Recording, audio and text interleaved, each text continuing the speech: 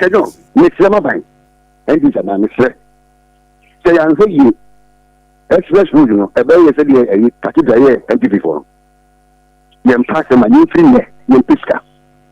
Yemma, get a friend saying, Accra Kumasi highway, an existing one, diversion, rehabilitation works, and Expressway in Sejon, and my bank settlement.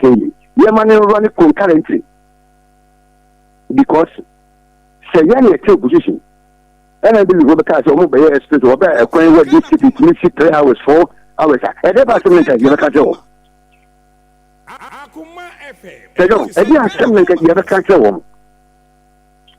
A coin will be video about the 2 friends, Facebook, a sheet, you have 3 hours, you have 4 hours.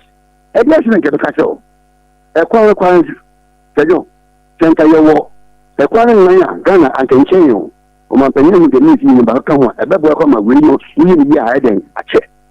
But they are notion, we should pay attention to it. Any position, if we are primarily running concurrently, we equal, never yet then echo. You can ye.